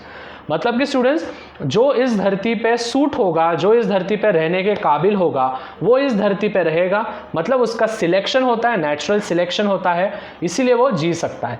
जैसे फॉर एग्जांपल डायनासोर जो थे, जैसे जैसे इवोल्यूशन होते गया, तो डायनासोर्स के लिए जो भी टेम्परेचर वगैरह था वो सूटेबल नहीं था। सो दैट्स वाई जो डायनासोर्स थे वो डायनासोर्स मर गए। नहीं तो आज के ज़माने में भी डायनासोर्स हो सकते थे, अगर उनको जो है अपना क्या बोलते हैं नेचर, अगर उनको अच्छा लगता तो, मतलब उनको सूटेबल होता तो। अभी जैसे अपने को पता है, अपना जो नेचर है, अपन ठंडी में क्या करते हैं, स्वेटर वगैरह पहन लेते हैं। राइट, अपन खुद की चिंता कर लेते हैं, मतलब ये सभी चीज़ें करते हैं। सो इसके वजह से अपन सूटेबल रहते हैं, अपन मरते नहीं हैं और अपनी स्पीशीज़ ख़त्म नहीं होने वाली है इस धरती पे। Okay, now ranging diversity in animals. ठीक है, डाइवर्सिटी एनिमल्स में कैसे कैसे चेंज हुई, हम सभी को पता है स्टूडेंट्स। पैरामोशियम से अपन पैदा हुए हैं, मतलब कि एक पानी के अंदर। ठीक है, इसकी स्टोरी अगर आपको बतानी है तो कैसा था, पानी था। ठीक है, क्या था, पानी, वाटर, पता है आप सभी को। उस वाटर के अंदर एक सेल था। उस वाटर के, ये सपोज ये पानी है, राइट, उस पानी के अंदर एक सेल था। उसी सेल को अपन बोलते हैं पैरामोशियम। ये पैरामोशियम क्या होता है स्टूडेंट्स, इसके अंदर स्पीशीज डेवलप करने की कैरेक्टर्स होते हैं। ये पैरामोशियम 1000-1500 साल तक पानी में धीरे धीरे बढ़ते गया। फिर इसका पैरामोशियम का हो गया सेल में कन्वर्जन। ठीक है, सेल का हो गया टिश्यू में कन्वर्जन, टिश्यू का हो गया टिश्यू सिस्टम में कन्वर्जन, फिर ऑर्गन में, और फिर ऑर्गन से ऑर्गन सिस्टम, और ऑर्गन सिस्टम से फिर पैदा हुए अपन। मतलब कि अपन सबसे पहले किसमें, जो भी सबसे पहला ह्यूमन पैदा हुआ था इस धरती पे, वो किससे पैदा हुआ था students? From the water, and which is paramecium. मतलब कि पैरामोशियम से लेके तो जायंट व्हेल तक, मैन तक, आदमियों तक कौन पैदा हुआ है, which is with the help of paramecium. ठीक है, सो इस प्रकार धीरे धीरे इवोल्यूशन होती गई है। ठीक है, अभी ओके, नाउ अभी हम देखेंगे इवोल्यूशन। तो अपन ने देख लिया है, इवोल्यूशन मतलब क्या होता है students? It is a development of living organisms from ancestors. मतलब कि अपने दादाजी से अपन धीरे धीरे क्या होते गए, होशियार होते गए। Right, having different structure and functional organisations. ठीक है, जैसे कि अपने बहुत सालों पहले, हज़ारों करोड़ों सालों पहले जो अपने एंसेस्टर्स थे, एंसेस्टर्स यानी कि जो अपने पूर्वज थे, उन पूर्वज को क्या थी स्टूडेंट्स, पूंछ वगैरह थी, सभी चीज़ें थी। लेकिन जैसे जैसे वक्त बदलते गया, अपना स्ट्रक्चर अचानक से वक्त बदल गया, जज्बात बदल गई। ठीक है, उस प्रकार हो गया, और धीरे धीरे स्ट्रक्चर और अपना फंक्शंस भी चेंज होते गया। उसको अपन बोलते हैं इवोल्यूशन। अभी फर्स्ट लिविंग मटेरियल, सबसे पहले इस दुनिया में लिविंग मटेरियल का नाम क्या था? प्रोटोप्लाज्म। और वो किस में बना था स्टूडेंट्स? ओशन में बना था, मैंने जैसे आपको बोला। ठीक है, प्रोटोप्लाज्म जो होता है, ये सबसे, प्रोटोप्लाज्म जो था ये सबसे पहले लिविंग मटेरियल था। मतलब इस धरती पे सबसे पहले लिविंग मटेरियल कौन सा था स्टूडेंट्स, विच इज प्रोटोप्लाज्म नाम का, याद रखना है। And this gave rise to unicellular organisms in gradual time, मतलब कि पहले जो प्रोटोप्लाज्म था स्टूडेंट्स वो जो ओशन में बना, ठीक है, प्रोटोप्लाज्म जो था वो जो ओशन में बना है, ठीक है, प्रोटोप्लाज्म जो था वो जो ओशन में बना है, वो जो प्रोटोप्लाज्म था धीरे धीरे धीरे इतना बढ़ते गया, उसने और एक सेल और एक सेल और एक सेल करते करते करते करते करते करते करते करते पूरी की पूरी बॉडी बना ली। So that is called as which is protoplasm. मतलब कि ये सडन नहीं होता है स्टूडेंट्स, इवोल्यूशन जो होता है वो तुरंत नहीं होता था, एक दिन के अंदर 2 दिन के अंदर नहीं होता, उसको बहुत हज़ारों साल लगते, करोड़ों साल लगते हैं, तब जाके कोई स्पीशीज़, नई स्पीशीज़ क्या होती है, इस धरती पे आती है, इस धरती पे रहने काबिल होती है, ठीक है। So this is called as that. Now we will move towards the similarities. Yes, now अभी अपन देखना है मॉर्फोलॉजिकल एविडेंसेस, ठीक है, मतलब कि अपने को कैसे पता कि अपन बंदर के ही पूर्व, मतलब बंदर ही अपने पूर्वज थे, ये अपने को कैसे पता चला, राइट मतलब कि बंदर ही अपने पूर्वज थे, ये अपने को कैसे पता है, क्यों, क्योंकि उनकी हड्डियाँ अपने जैसी है, उनका फेस अपना जैसा है, उसके वजह से, ठीक है। तो अलग अलग एविडेंसेस मिले, एविडेंसेस मतलब कि स्टूडेंट्स अलग अलग सबूत मिले। अभी सबसे पहला सबूत क्या था वो हम देखेंगे, which is similarities in the external and visible features are called as morphological evidences. मतलब बाहर से जो भी सिमिलैरिटीज दिखती है, राइट, जैसे बिल्ली के जैसा कौन दिखता है स्टूडेंट, शेर दिखता है, टाइगर दिखता है, तो वो भी क्या हो गया, मॉर्फोलॉजिकल उनमें सिमिलैरिटीज हो गई, राइट, उनमें क्या हो गई, मॉर्फोलॉजिकल सिमिलैरिटीज हो गई, वो एक जैसे दिखते हैं, राइट, जैसे बिल्ली, फिर शेर वगैरह, ये सभी चीज़ें। अभी in animals similarities in the structure such as mouth, nostrils, पता है आप सभी को, जैसे नाक से अपन जब सांस लेते हैं तो उसको बोलते हैं नॉस्ट्रिल्स, ठीक है, so that is called as nostril. So animals में जो भी सिमिलैरिटीज होती है स्ट्रक्चर्स में, जैसे माउथ हो गया, नॉस्ट्रिल्स हो गया, ईयर पीनी हो गया, ईयर पीनी मतलब कि ये जो कान में जो अपन बाली वगैरह डालते हैं उसके ऊपर का जो पोजीशन होता है वो, फिर आइज़ की पोजीशन, मतलब कि अपनी आइज़ कैसे भापी है, सभी ह्यूमंस में आइज़ भापी होती है, राइट। फिर उसके बाद थिकी डिस्ट्रीब्यूटेड फर, फर यानी कि अपने कभी कभी देखो जो भी टाइगर्स वगैरह होते हैं, बिल्ली वगैरह होती है, उनके हेयर, उनके जो नेक होता है, नेक पे बाल आते हैं, राइट, फर आते हैं, सो फर ऑफ हेयर्स आते हैं, उसको अपन बोलते हैं विच इज सिमिलैरिटीज, ठीक है, वो होता है सिमिलैरिटीज, वो होता है। उसके बाद प्लांट्स में क्या क्या होता है students, in plants similar characters such as leaf shape, ठीक है, लीफ का शेप होता है, लीफ वेनिशन होते हैं, लीफ पेटियोल होते हैं, वो हम बोल सकते हैं कि उनमें सिमिलैरिटीज़ होगा। जैसे फॉर एग्जांपल अगर हम लीफ के बारे में बात करेंगे तो देखो कोई कोई लीव्स होते हैं, राइट, इस प्रकार का लीव, ठीक है, इस लीव में कभी कभी पेटियोल्स, कभी कभी जो वेनिशन होते हैं वो इस प्रकार होते हैं, लेकिन कुछ कुछ लीव्स होते हैं उसमें जो वेनिशन होते हैं वो ऐसे होते हैं, राइट, ऐसे अलग अलग होते हैं। सो अपने को समझ में आएगा कि जिसके वेनिशन इस प्रकार के होंगे वो उसके एंसेस्टर्स वो होंगे, ठीक है, उस प्रकार के ही आएंगे। और इसमें भी जो वेनिशंस होंगे, वेनिशंस यानी कि उसके अंदर के जो लाइंस होते हैं उसको बोलते हैं लीफ एनिशन, लीफ क्या, leaf which is leaf venation, right, so in this way we can say that। फिर उसके बाद students this similarities features indicate that the origin of different animal और plant groups must be the same and have the common ancestors. मतलब कि students जैसे अपने को समझ में आया कि अपनी बॉडी ये पूरी की पूरी किसके जैसी है स्टूडेंट्स, मंकी जैसी है, राइट, इसीलिए अपने को लगा कि अपने जो पूर्वज है वो मंकी जैसे, मतलब अपन किसके वजह से आए, मंकी के वजह से आए, ठीक है, मतलब नहीं अपन ने क्या देखा, उनको देखा और फिर अपने को समझ में आ रहे हाँ ये अपने एंसेस्टर्स थे, एंसेस्टर यानी कि ये अपने पूर्वज थे, उस प्रकार। तो उसी प्रकार प्लांट्स का भी और अलग अलग एनिमल्स का भी अपन देख सकते हैं कि उनमें अगर कुछ सिमिलैरिटीज़ होंगे, बाहर से अगर वैसा ही शेप होगा, वैसी ही साइज होगी, ठीक है, तो उसको हम बोलेंगे विच इज़ कौन सा स्टूडेंट्स, कौन सा which is morphological evidences. Morphological evidences it is based on our ancestors पे ये पूरा की पूरा बेस्ड होने वाला है। अभी उसके बाद हम देखेंगे which is anatomical evidences. Anatomical evidences क्या होता है वो हम देखेंगे। नाउ फर्स्ट पॉइंट होता है human hand, cats for leg, flipper for well, flipper for well यानी कि वेल जिससे पानी में तैरती है उसके हाथ वगैरह, और patagium of bat show difference in their features. This organs also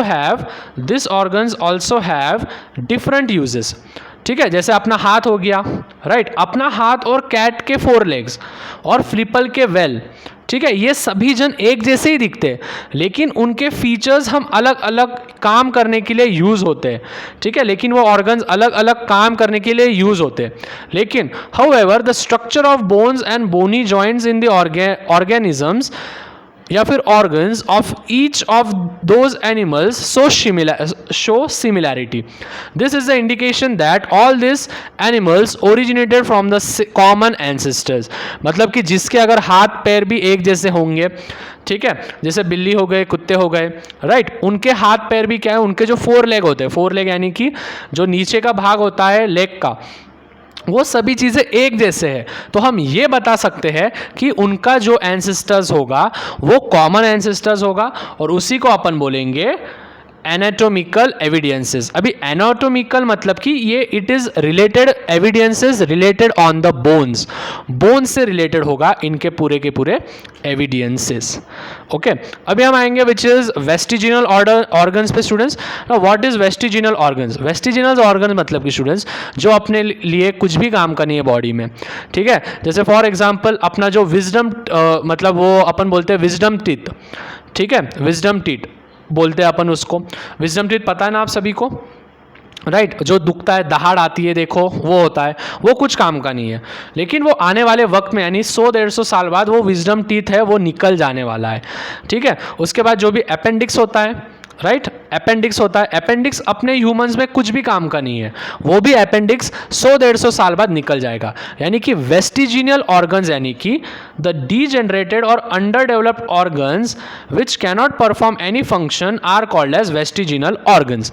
वेस्टिजिनल organ मतलब कि स्टूडेंट्स जैसे पहले ज़माने में अपने जो एंसेस्टर्स थे, अपने जो दादाजी परदादाजी थे, एकदम पहले के करोड़ों सालों पहले के जो दादाजी थे अपने, उनको पूंछ थी, लेकिन उन्होंने वो पूंछ का इस्तेमाल ही नहीं किया, इसके कारण आज हमको पूंछ नहीं है, राइट, आज हमको टेल नहीं है। अगर वो उसको यूज़ करते जाते तो शायद आज हमारे पास हमारी पूंछें होती। ठीक है, तो कमेंट करके मेरे को बताना है कि आपको पूंछ चाहिए या नहीं चाहिए।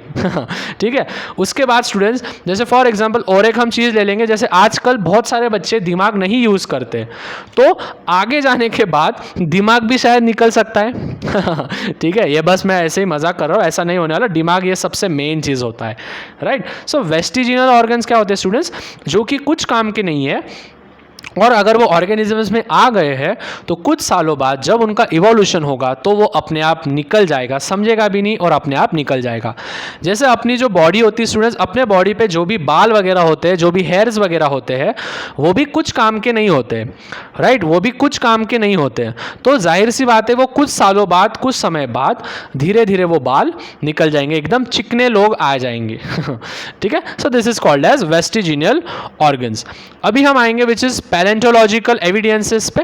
पैलेंटोलॉजिकल एविडेंसेस होता है students, it is depend on the forensic labs. Forensic labs यानी कि ज़मीन के नीचे जो भी चीज़ें अपने को मिलती है, फॉसिल्स अपने को मिलता है, फॉसिल्स यानी कि जो भी एनिमल्स, सपोज डायनासोर का अपने को कैसे मालूम पड़ा, अपन थे कि उनके ज़माने में नहीं थे, अपने को कैसे पता चला, बिकॉज ऑफ पैलेंटोलॉजिकल एविडेंसेस पे।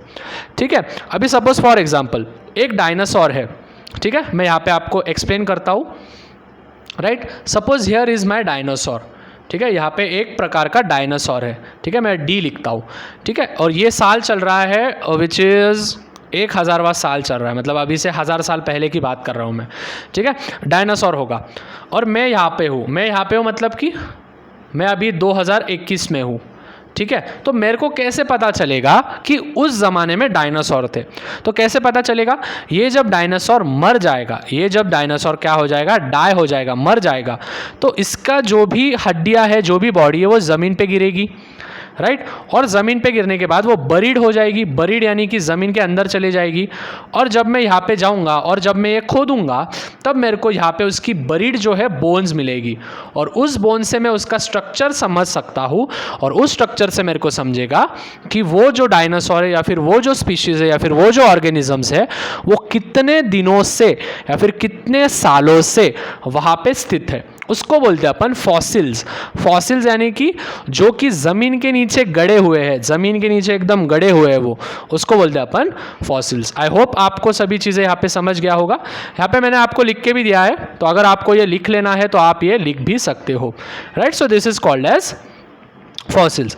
अभी जो भी ज़मीन के नीचे वो कितने सालों से है, क्या है, अगर उसका हमको अंदाज़ा निकालना है तो हम कार्बन डेटिंग मेथड यूज़ करते हैं।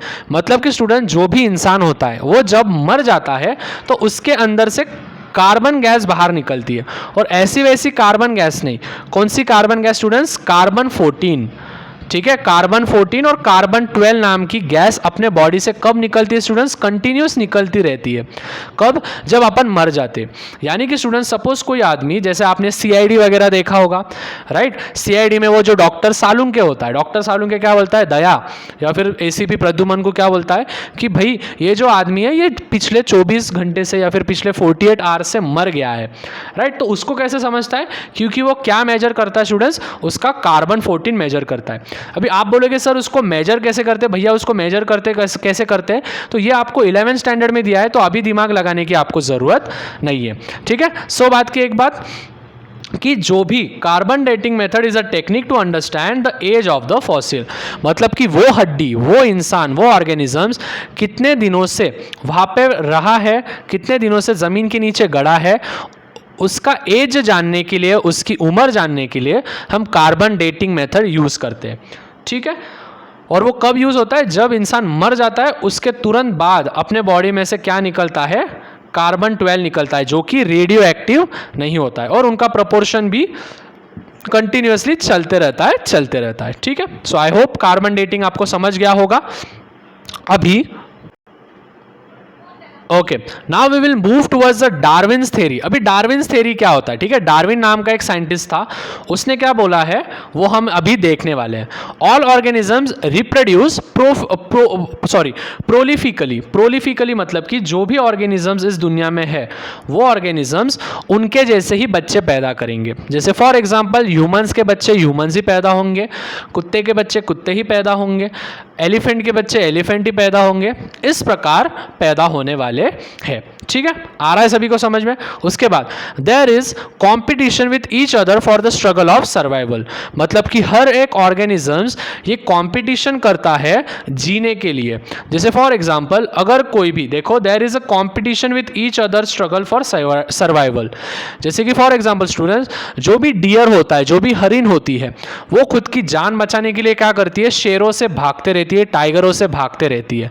मतलब कि हमेशा कॉम्पिटिशन चलते रहती है, हमेशा स्ट्रगल चलते रहती है। अगर वो वहाँ पे सुस्त बैठ गई, अगर वो इवोल्यूशन ही नहीं हुआ उसका, ठीक है, तो टाइगर उसको खा लेगा, और एक समय ऐसा आएगा कि अपने को डियर दिखेगा नहीं। मतलब कि स्टूडेंट्स, अगर अपनी जान भी अपने को बचानी है तो अपने को कुछ काम धंधा करना पड़ेगा, अपने को खाना पीना पड़ेगा, ठीक है। जैसे आप देखते हो बहुत सारे लोग जो होते हैं वो कुछ बहुत सारे जो मेजोरिटी ऑफ द लोग होते हैं वो क्या करते हैं? काम तो करते हैं, लेकिन कुछ क्या करते हैं? काम नहीं करते।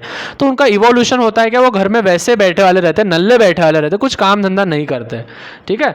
जैसे आपने आजू बाजू में भाई बहनों को ही देख लो, उस प्रकार से ठीक है। तो वो स्ट्रगल नहीं कर रहे हैं। तो जो स्ट्रगल नहीं करेगा एक टाइम ऐसा आएगा कि वो मरने वाला है यानी कि हार जाएगा वो, ठीक है। उसी प्रकार हर एक ऑर्गेनिजम्स में एक कंपटीशन लगती है स्ट्रगल के लिए, सर्वाइवल के लिए। अभी third point, organisms that show essential modifications for survival sustain while remaining perish यानी कि ये हो जाना। जैसे फॉर एग्जांपल स्टूडेंट्स, अगर डायनासोर अगर अपने बॉडी में कुछ चेंजेस लाते या फिर कुछ चेंजेस करते तो आज डायनासोर पेरिश नहीं होते। पेरिश यानी कि जड़ से उखड़ जाना, पेरिश यानी कि जड़ से उखड़ जाना, ठीक है। यहाँ पे आपको जो दिख रहा है पेरिश मैंने लिख के दिया है। पेरिश यानी कि जड़ से उखड़ जाना, मतलब पेरिश मतलब गया, खत्म, उसकी कोई भी आगे कोई भी स्पीशीज ही नहीं आने वाली है, उसको बोलते हैं अपन पेरिश, ठीक है। Got it everyone? So that is called as perish. मतलब कि अगर ऑर्गेनिजम्स ने अगर कुछ डेवलपमेंट किया ही नहीं, अगर ऑर्गेनिजम्स ने खुद के अंदर कुछ बदलाव किए ही नहीं, तो एक टाइम ऐसा आएगा कि वो ऑर्गेनिजम्स मर जाएगा, वो ऑर्गेनिजम्स पेरिश हो जाएगा। अभी उसके बाद फोर्थ पॉइंट उसने लिख के दिया है कि survival of the fittest and elimination of the misfit is natural selection. मतलब कि नेचर ये खुद सिलेक्ट करता है कि कौन सा आदमी इस दुनिया में रहेगा और कौन सा आदमी इस दुनिया में नहीं रहेगा। जैसे हम सभी को पता है जो ज़्यादा फिट रहेगा स्टूडेंट्स वो इस दुनिया में ज़्यादा दिन ज़्यादा साल जिएगा, जो मिसफिट रहेगा स्टूडेंट्स वो क्या करेगा, मर जाएगा। उसी प्रकार स्टूडेंट्स जो नेचर के साथ बदलाव करेगा खुद के अंदर, जो फिट होगा वो बच जाएगा, जो मिसफिट होगा वो क्या हो जाएगा, इस नेचर से एलिमिनेट हो जाएगा। और इसी को हम बोलते हैं नेचुरल सिलेक्शन। मतलब कि नेचर ये खुद सिलेक्ट करता है कि कौन रहेगा और कौन नहीं रहेगा, और वो कौन डिसाइड करेगा, अपन खुद डिसाइड करेंगे। अगर मैंने रोज एक्सरसाइज की सभी चीज़ें मैंने रोज किया तो जाहिर सी बात है स्टूडेंट्स मैं ज़्यादा बीमार नहीं होऊंगा और मैं जल्दी क्या होऊंगा, जल्दी मैं पेरिश नहीं होऊंगा इस दुनिया से। लेकिन अगर मैं कुछ भी खाते बैठा या फिर कुछ भी किया, मैंने मेरे शरीर का ध्यान नहीं रखा और मैं मिसफिट हो गया, तो शायद बहुत जल्दी ही हमारी एज क्या हो जाएगी, कम हो जाएगी। ठीक है, वैसे ही अभी लोग जो है 70 साल तक भी नहीं जी रहे, 65-70 ईयर्स तक ही जी रहे। ठीक है, अपन जब तक बड़े होंगे, जब तक अपन एज में आएंगे, तो आई थिंक हम 50 साल की उम्र में ही हमारा लाइफ स्पैन खत्म हो जाएगा। ठीक है, उस प्रकार अभी well adopted sustaining organism reproduce more such offspring in and in turn produce new species having specific characters. मतलब जो सबसे सस्टेनेबल है, जो ऑर्गेनिजम्स का इस धरती पे रुतबा है, जैसे ह्यूमंस है, तो हम क्या कर सकते हैं, अलग अलग प्रोडक्शन कर सकते हैं, रिप्रोड्यूस कर सकते हैं, हम अलग अलग बच्चों को पैदा कर सकते, मतलब कि क्या कर सकते हैं, हम अलग अलग ऑफस्प्रिंग्स ला सकते हैं, राइट। जिससे कि जैसे फॉर एग्जाम्पल आपके दादाजी थे, आपके दादाजी की वजह से आपके पापा आए, आपके पापा के वजह से आप आए। मतलब ये चलते जा रहा है। ठीक है, ये चलते जा रहा है और आगे भी चलते जाएगा। आपके वजह से और एक फैमिली आएगी, फिर और एक फैमिली आएगी। मीन्स जो इस धरती पे काबिल है वो आगे रिप्रोड्यूस करेगा और वो ही इस धरती को आगे चलाते जाएगा। होप आपको समझ में आ गया होगा डार्विन्स थ्योरी। अभी जो हमको सबसे लास्ट पार्ट देखना है which is Lamarckism.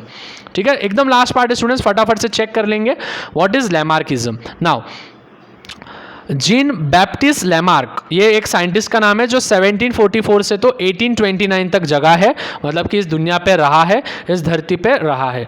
Lamarck propose the principal use of disuse of organisms, organs and theory of inheritance, ancestry of acquired characters. His concepts are known as Lamarckism. मतलब उसने कुछ concepts बताए, वो concepts मैं अभी आपको बताने वाला हूँ, और उसी concepts को उसने खुद का सरनेम का नाम दे दिया है which is Lamarckism. अभी बड़े होने के बाद अगर मैंने भी कुछ concept बना दिया तो मैं भी मेरा सरनेम के आगे ISM लगा दूंगा, तो मेरा भी एक थ्योरी हो जाएगा। वाह वाह वाह बोलना सर, बहुत अच्छे बोलना।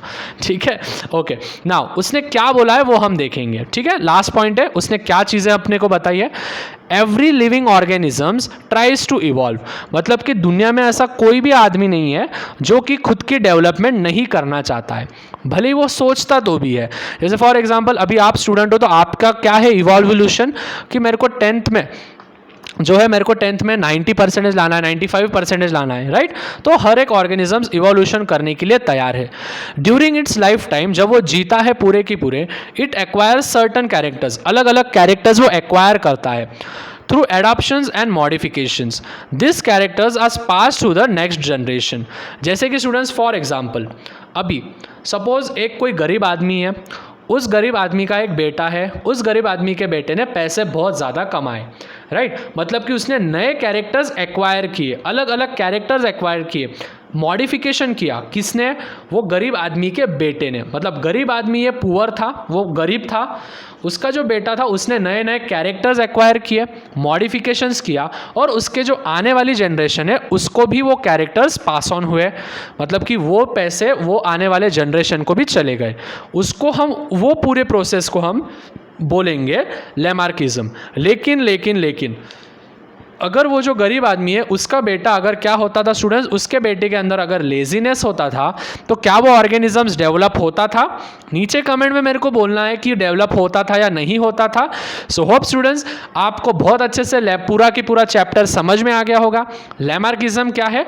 मतलब कि स्टूडेंट्स हर एक ऑर्गेनिज्म से इवॉल्व करने का ट्राई करता है उसके लाइफ टाइम में, कुछ कैरेक्टर्स वो एक्वायर करता है अलग अलग मॉडिफिकेशंस करने के बाद, और जो कैरेक्टर्स उसने लिए, जो पैसे उसने कमाए, जो भी चीज़ें उसने कमाई है या फिर जो भी चीज़ें उसने एक्वायर किए हैं थ्रू बॉडी में, अपने बॉडी में, वो आगे वो ट्रांसफ़र करते जाता है।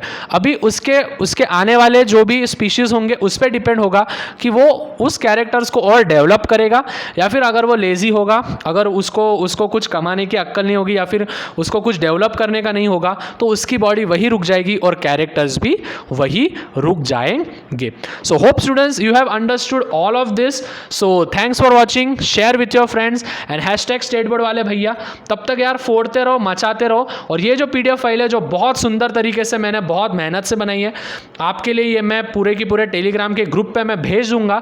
सो मिलते हैं यार अगले लेसन में. बहुत जल्दी अगला वीडियो आ जाएगा, एक हफ्ते में एक वीडियो आएगा जो कि पूरा की पूरा हम वन शॉट में कन्वर्ट करेंगे. जैसे आज पूरा की पूरा 1 घंटे में अपन ने पूरा की पूरा कवर किया है.